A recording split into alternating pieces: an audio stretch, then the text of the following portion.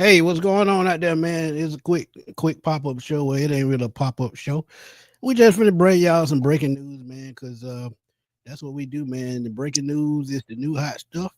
And via Taryn Wack of the Atlanta Falcons reporter, she said we have named Falcons defensive passing game coordinator to Mike Rudenberg, and Nate Olley is taking over as defensive line coach. And if y'all remember, the Falcons fired Jay Mhm. Rogers Yeah. and Jimmy Lake a couple of weeks ago. So now they're filling these spots under Jeff Ulbrich, and it's no surprise. But before we get into it, man, shout out to my boy A1 Forever, man. Y'all keep subscribing to A1 Forever on Hawks Digest and also A1 Forever on YouTube. But before we get into it, man, Chris, tell the people what's up, man. Hey, man, breaking news out of Atlanta, man. There's a lot going on today. You got, you know what I'm saying, the Bucks getting backdoored. You got Pete Carroll going to the Raiders as their head coach now. And, you know what I'm saying, which is a good look for the Raiders, by the way, too. And now you got the defensive line coach decision being made as well as the passing game coordinator decision being made. Hey, man, it's a good day to be a football fan. There's a lot going on. 100, 100. But what's give a shout out to my boy Chef. He always What? cooking up some shit. What's up, Chef? Cheesecake, what's good, man? Eric Parker, What what's do? up, What my do? dude? What's But happening? What's yeah, happening? man, this is really not breaking news. We knew the Falcons had to find a new defensive line coach, and they did that. And you know they're going to want to bring over the guys that they're familiar with. And I know me and Chris were just talking offline, and Chris had a little inside scoop on it. So tell us a little bit about how they became to be, because like I said, man, Raheem Morris spoke and preached familiarity with this team Yeah, and with the way he was going to build a team, and he's also doing it with right. his coaching staff. If you remember, um, he brought in Jimmy Lake, and he worked with Jimmy Lake before. He worked with Zach Robinson, and now he's worked with Jeff Ulbrich. So he's just really circling the block, and I don't have a Yeah, problem with it. We just need it to work. So, right that's quick, it. man, tell us how they're familiar with each other. Well, I mean, dating back, we're talking about Ruttenberg. Ruttenberg has been in the league for a while. Working with the Jaguars. He also was the pass game specialist for the San Francisco 49ers in 2020 before coming over to the Jets with Robert Saleh in 2021. Also, Jeff Ulbrich was on that team in 2021 on that coaching staff. And also, Mr. Nate Oley was on that staff as well. Because Nate Oley, the season before, he was with the Philadelphia Eagles, the 2019-2020. So these guys have all worked together. So that's more familiarity. Now, of course, last year, Ruttenberg was the linebackers coach for the New York Jets. So he's coming over with Ulbrich. And Nate Oley was with the Houston Texans last year as the assistant defensive line coach. You know that Houston Texans defense had a lot of sacks. They had a lot of guys that was getting after the quarterback. But Oley also was on the 22-23 Indianapolis coaching staff when that team that year took Interesting strides stat. and getting sacks. Yeah, Interesting stat with that coach team. They had 6 or 7 players on their team with, I think, 6 or more sacks, and they ended with right, that season with over 50 sacks. So that is a right, positive and positive. And as my boy Berto talked about on a previous show, during that time, sometimes it's better to have quantity over quality, meaning you can sub in guys, have a deep rotation, and you can make it work. So if they bring that type of mentality to Atlanta and they draft right and they add the right free agents, the Falcons can have that same type of success, because y'all saw during that 4 game stretch where we had nearly 20 sacks. That's exactly what they were doing. So maybe they could implement that going into 2025 with their defensive line rotation. So that is a right. positive going forward. But go ahead. You know, I'm happy about the Ole hire because it seems like everywhere that he's gone, as far as on the defense. First of all, he's familiar with the defensive line. That's the only thing he's really been fooling with. Only thing he's really been around, and I like it because everywhere he's gone, the team has made strides in getting after the quarterback and gaining sacks. And that's encouraging for Falcon fans because we want to get after it. We want to see guys like Arnold Abracade get after the quarterback. When Braylon Trice come back, see what Brandon Dorless has, so just see what the personnel, what you can get out of it. And so I enjoyed that. I assume that Ruttenberg is going to be commanding the linebackers along with Ulbrich, and they're going to be figuring things out, man. So, let's just see, man. Let's just see. I know, I'm saying it looks good on paper. We still have to go out there and execute and get the right personnel that we possibly can for each position group. But, I'm feeling at least a little bit better about the Ulbrich hire. And again, familiarity. These, like I said, that's what Raheem is staying to and sticking to.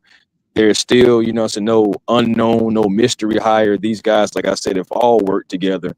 Talking about Ulbrich, Ruttenberg, and Ole together in 2021, so they do have some familiarity with each other. Right, and it's going to be key. And this could also mean bringing in other free agents because sometimes players have their choice of coaches who they want to play for. And as we said on yesterday's show, Javon Kinlaw is a name to keep an eye on because one, you could probably get him for a good price if you sign him to a multi-year deal. Two, he played up under Ulbrich. He played up under, I think, the defensive line coach, if I'm not mistaken. And the defensive Nate Ollie, he coached guys like DeForest Buckner in Indianapolis. He coached guys in Philadelphia like a Fletcher Cox or Brandon Graham. So he's worked with other guys. Also, Hassan Reddick is way a road runner. Hassan Reddick is a name that's probably going to come up this offseason. And the way they're putting this defensive line together, we didn't like the Ulbrich hire because he's a rehire. But at the same time, with moves like they just made today, it means they're going in another direction. So we possibly could see them switching over to a 4-3, possibly to help Grady or whomever else with these young guys, such as Ruque, such as Dorless, such as Kentavious Streeter. They bring him back. And he's another guy that could come back because he played up under Nate Ollie in Philadelphia. So it's just something just to keep an eye on. And another guy to keep an eye on, Josh Sweat with the Eagles. Like I said, familiarity is everything, man. So this is going to be key going forward because guess what? This defense, we saw what it could be during that 4-game stretch, even though they fell off the last 2 games. There was a lot of promise on the back end of the schedule. So maybe they could keep that up, especially with Raheem Morris having his blueprint on his defense with Jerry Gray. So I think everything will fall into place. Step forward.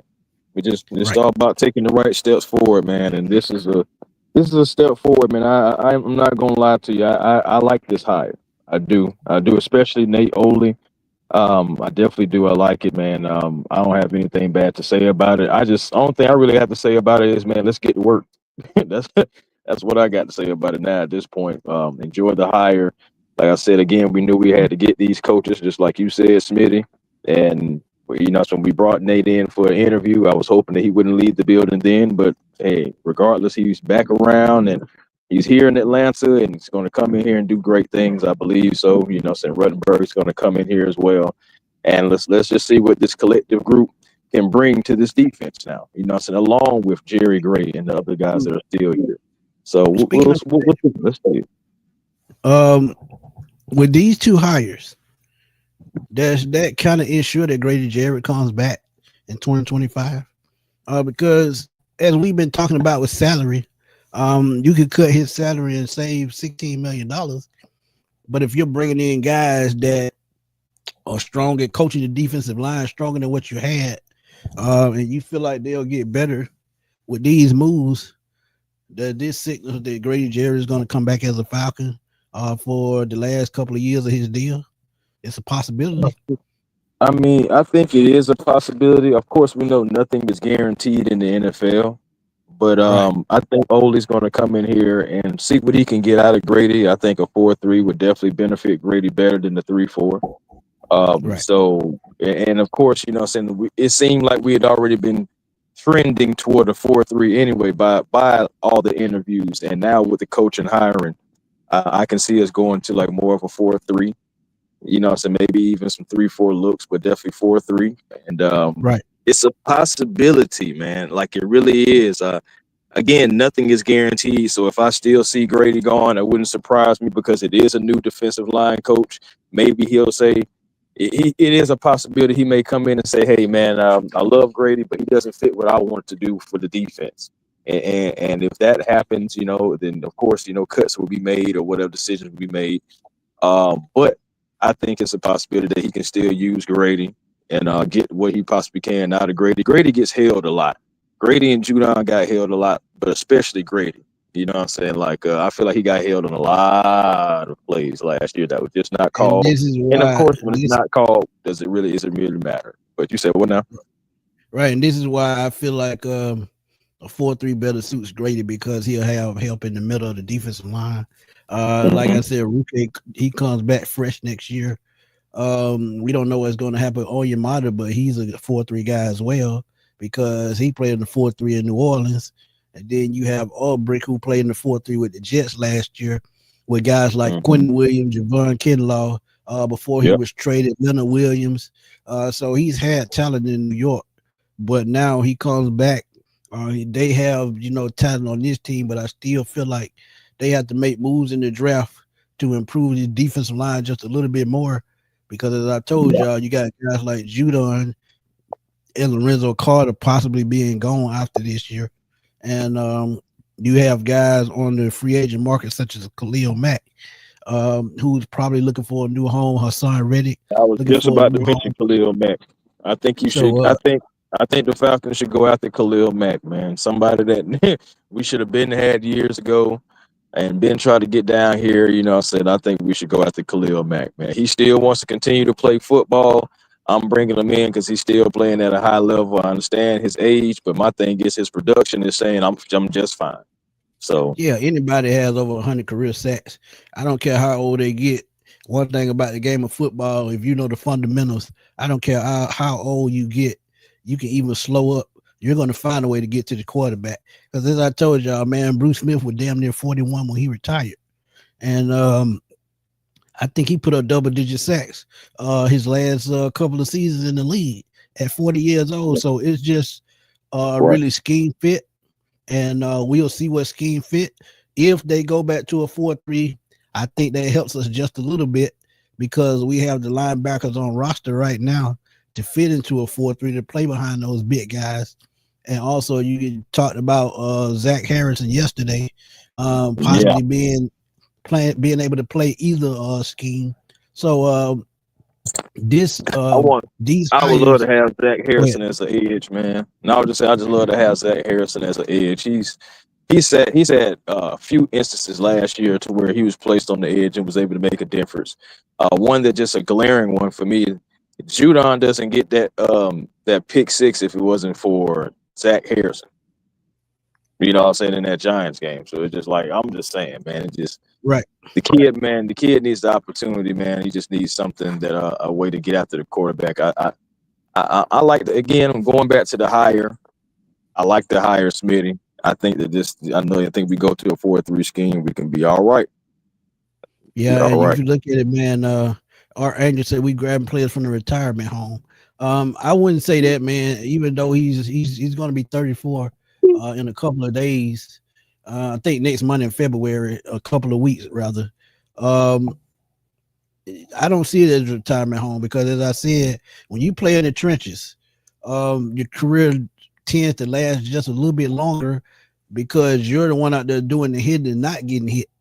When you're out there, tackling and, playing in the trenches, if you're the one inflicting pain, 9 times out of 10, if anything happens to you, it's usually going to be a shoulder or concussion. When you at skill positions outside of that and you the one getting hit, such as a wide receiver or running back or tight end or something of that nature, yeah, you probably won't last as long. But when you playing offensive line, defensive end, things of that nature in the trenches, your career tends to last just a little bit longer.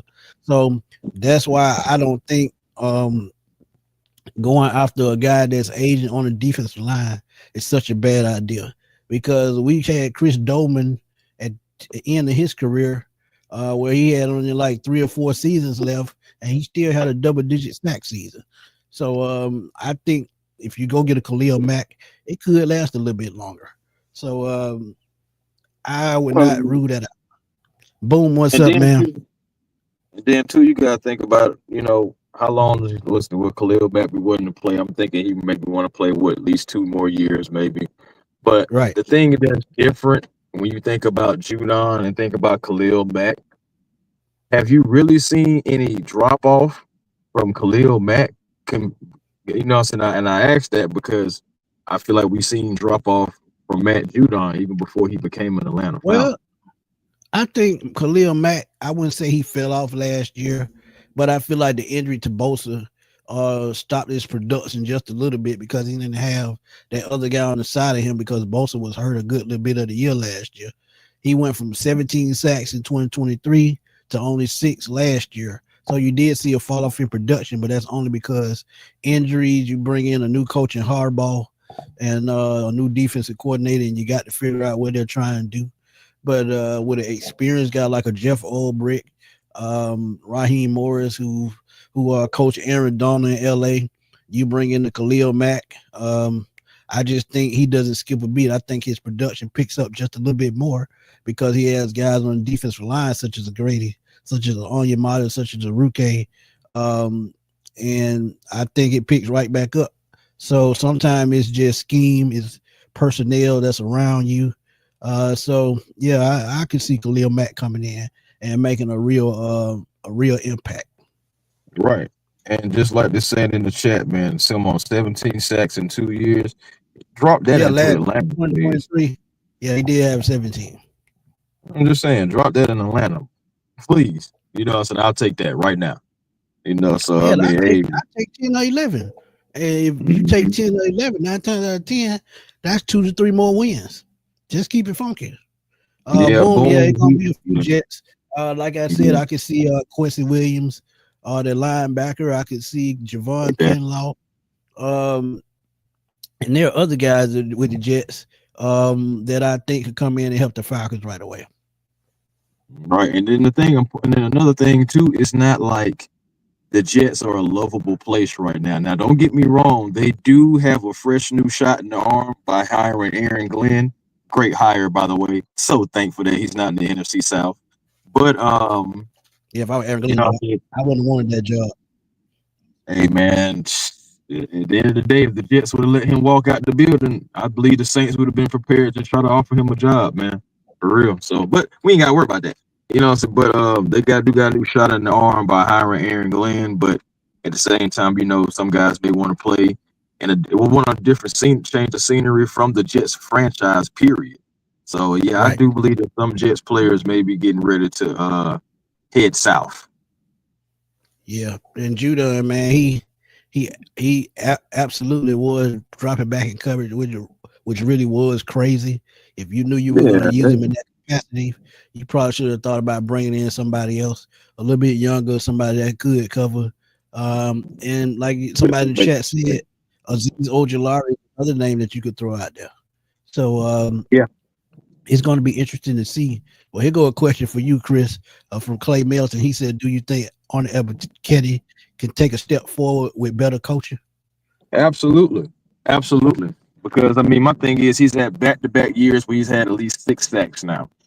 The thing about this year that was different compared to the year prior is, well, other than scheme, is he's supposed to have more sacks this year. 3 of his sacks, I know, got called back due to penalties. So we could have had somebody that could have had 9.5 sacks this year quietly for the Atlanta Falcons. I do believe Arnold Ebiketie, this defensive line coach, get his hands on him. I believe he's going to further enhance Arnold Ebiketie, and we'll finally be able to get that guy that we've been wanting, since we drafted him in the second round, that doctor of all sacks, Arnold Ebiketie, man. He's making strides, and he's on the way, y'all. I'm telling you, he's on the way. My thing is he already had matched some of his totals and after the bye that he had in the first 11 weeks. So it's just it's all about coaching. It's all about putting the players in the right position. And if this defensive line, if this defense period, starting from Jeff Ulbrich on down, can come in and do right by these players, I believe that Arnold Applicated can take off in 2025. Yeah, and he actually played in all 17 games.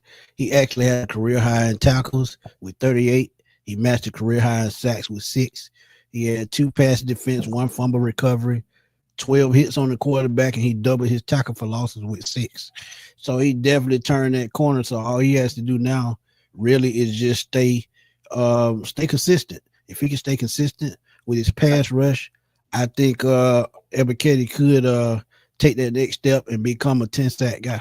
And it's right around the corner. So we'll see. But Kenny, what's up, man? Appreciate you for tuning in. Our boy Boom said he definitely pulled his weight this season. I agree. And James Brown said, I told people all the time that Judon dropping in the coverage was dumb. That was so dumb. Tell me that was normal. Yeah, that was a problem, man. Who told you that? Who told you that, James? Because that ain't your friend. I'm going to let you know that right now. That ain't your friend who telling you that Judon dropping back in coverage is normal. That should be a sin. You brought him in to go after the quarterback, not run away. God, that'd be crazy. ATLGA Faithful, what's good, my dude? He say he on lunch break, but he had to stop through, man. We appreciate you, my dog, for stopping through. Y'all please go out, check out ATLGA Faithful. I know he's going to drop those draft videos soon. He does a wonderful job, man. So y'all please go check him out on YouTube. Nephew checking in says, what's up? What's up, nephew? Kenny said Judon's a dog. We had him in the wrong coverage. Honestly, man, and Berto made a good point when talking about this. Judon just didn't look in playing shape. He looked out of shape. He was running sluggish a lot of the time. And I just think he needs to go into this offseason, train a little bit harder, come back next year and see what he has, because if they were to bring him back, it wouldn't be for a high dollar because he didn't produce. It would probably be around the same $5 to $6 million that we got him for last year. And if we can get him for a cheaper deal than that, I would definitely think about bringing him back, only because he's a veteran and he's had a whole offseason to recover from whatever injury he was playing with last year. And y'all can't tell me he wasn't hurt, because he just didn't look like the same Matthew Judon. So we'll see how that turns out. But Larry said we need Jalen Walker. So you telling me Jimmy put him in? Go ahead. So Smitty, so you telling me that Jimmy Lake put Judon in coverage to get him in shape? Hell no. He put him in coverage because that's what he wanted to run. He just would not. He just didn't look like he was in football playing shape. That's all I'm saying. You didn't see the explosiveness. You didn't see the speed. And when he was dropping back in coverage, he was 2-3 steps behind. So if he goes into this offseason, train like he's supposed to, get back to being 100%, I think he can give you at least 5 to 8 sacks in the season, which I think to me is probably a plus, especially if he's a rotational guy. Now, as far as starting, I couldn't see Judon starting anymore. He would be mainly a rotational guy. That's my opinion. Richie said, you see Judon out on a 4-3, you may see a whole new edge rusher. That's possible. That's definitely possible. But in Ulbricht's offense, I mean, I think he'll be a hybrid guy just like Dan Quinn was. And I hate that slogan about what it is, fast and physical. I can't stand that. But at the same time, that's maybe what you see him do. I'm talking about Jeff Ulbricht in Atlanta. That's just maybe what you see him do. Be a fast and physical type defense. Boom said Trice will be back next season. Yeah, Trice definitely coming back. And I think he's going to make a hell of a difference because he's still young. Mm-hmm. Yeah, I want to see what he's going to bring, man. We did reconnect the Jets pipeline. Pause. But I just think, honestly, it's going to have more to do with Ulbricht and how he wants to do things, because I think he needs to bounce back, because after Robert Saleh was fired, I don't think Ulbricht had control of what was going on with the play calling. Even though he took over as the head coach, he still by far was disconnected from that team. And they were in the bottom half of every defensive category after Saleh left. So Saleh made a difference on that defense. Now it's time for Ulbricht to carve his own path as a defensive coordinator on another team. So we'll see how it pans out. But go ahead, Chris. My bad. But, oh no, you good, man. Shoot, man, you was hitting on all cylinders right there. Um, no, now my thing is, now I will ask you this after now that we got this our defensive team set up now, coordinator in place, defensive line and pass game coordinator. Who do you think that they're look? Who do you think in the draft they may look at? I know it's super early, man. It's way too early, but hey, man, for the hell of it, man, let's just give an idea of who you think these guys may be selected Uh, or looking at. you still got to look at edge. You still got to look at defensive tackle, like we talked about yesterday. But with that fourth round pick, man, you might have to swing towards linebacker. Because we still need depth at the position with J.D. Bertrand, Troy Anderson, and Caden Ellis being the only linebackers up under contract going into 2025. So linebacker could be um, a need in free agency and the draft. And there's one guy on day 3 that I absolutely love watching play, and he's a Penn State linebacker. Played with Abdul Carter at Penn State, and that's Kobe King, traditional 4-3 linebacker. That's a downhill guy. He's a thumper. He's a tackling machine, and I think he's going to be a day 3 steal for somebody. So as I look at it, that could be one, but I think linebackers is going to be more of a pressing need now that we know exactly how our coaching staff is going to look. We know that our defensive line coaches, they like to get after the quarterback, so you could see the Falcons get more aggressive.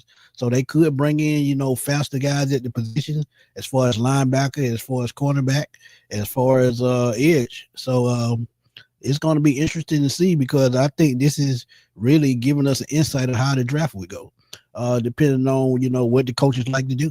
And I think, like I said, with what we saw Nate Ollis do, Jeff Ulbrich, Raheem Morris, I think they're already giving us an insight as to what they're going to do with his defense. So now it's just putting guys in place. Boom, I agree. That's another guy I'm looking at, Jahad Campbell, maybe in the second round, especially if I can trade back in the first, still get one of the guys that I want, such as a Mike Green. You go with Jahad Campbell or Jalen Walker, you ahead of the game already. So that plays into that's the point. Go ahead. I'm thinking that's what I'm thinking. I'm like, man, we may end up. I'm thinking you gotta go edge, right? But then again, with this coaching staff now, we could possibly go linebacker, because that is one of our weak spots for real. I understand the secondary and the defensive line, but that coming into the season last year, we already knew we was thin at linebacker, and and then we just start signing guys and not playing them just to have them on the squad just for depth if guys continue to go down. But I can see us go linebacker, man. I really can. Now, me personally, I still would like Mike Green. I like what he can bring, or at least just an edge. I even like Pierce Jr. I like Michael Williams. I like a few different edges. But I can see them going linebacker, man. I really can. But we'll see, though. We'll see as we get closer to the draft. Still, it's close, but it's still, a lot of time in between. So we have a lot of time. Yeah, so as it stands, we still, I think need help at linebacker, edge, and safety. Also cornerback. So if I'm being honest with y'all, I think a full defensive draft could be in play, because we have everything we need on offense, and we could probably look at it as we probably just need depth on the offensive line, on the offensive side of the ball. We may need to look at running back, because Tyler Algier is on the last year of his deal, and you may get trade offers for him, and you probably can pick up another pick that way, because you have a Jake McKellen, who we drafted last year out of Alabama as a backup running back. You also have what was the other kid's name? Carlos Washington Jr. As a running back. So you have options at running back as to where you can probably look at trading Tyler Algier and getting a pick out of him as well, and bringing in more defensive help, or that offensive lineman that can add depth to your offensive line. So it's just interesting to see which way they'll go. But now we have pretty much a clear picture as to how the Falcons might scheme things as far as their personnel. And I'm swinging towards a 4-3 because this is what all Brick was good at. This is what um, Nate Ollie ran in Philadelphia and Indianapolis, and it's going to be quantity over quality. And we'll see how it turns out. But boom, before we get out of here, he says, does Moore come back next year and fit right in the offense? Will we see Rondale Moore from Arizona? That is a good that's a good question because honestly, with his injury history, it's gonna be iffy. And if he does come back 9 times out of 10, I mean Avery Williams is gone. If Rondale Moore I comes back think in Avery Williams is 2025, gone anyway. yeah, if Rondale Moore comes back, he'll be more of a special teams guy. Because let's be real, Ray McLeod, he was a special teams guy, but just so happened he shocked everyone, got involved in this offense, started making plays, and the rest is history. So if Ray McLeod even comes back, Avery Williams is gone. So like Chris said, yeah, he probably gone anyway. But Rondale Moore, depending on how he's recovered, he could be, one of those guys that could sneak in, make plays here and there, like Ray McLeod did. But I still see him more as a special teams guy. Just my opinion. Even though he was a high draft pick, sometimes it happens. But you got anything else before we get out of here, Chris? Nah, man. I mean, shoot, man. Just happy, like I said, about the hiring. We're gonna see where we go from here, man. Let's just stay optimistic now. And again, we just gotta be better than what Jimmy Lake and Jay Rogers were able to do, right? So let's see where we go. But yeah, man, Falcons get a new hire. Nate Ollie and Mike Rutenberg, the new defensive pass game coordinator. So now we have pieces in place up under Jeff Ulbrich, the defensive coordinator. And like the road runner said, just stay healthy and we'll be good to go. But thank y'all for tuning in for this quick pop-up show, man. Talk about these two hirings. And if y'all just tuning in, man, please go back to the beginning. Check out the front half of the video. We give y'all an inside look as to how they fit with the Atlanta Falcons, how they fit with Ulbrich. And y'all continue to drop those comments and y'all continue to press that like button, man, to help us get through the YouTube algorithm. For my boy A1 Forever, it's your boy Antoine Smitty Smith signing off. We're going to holler at y'all soon, man. Peace.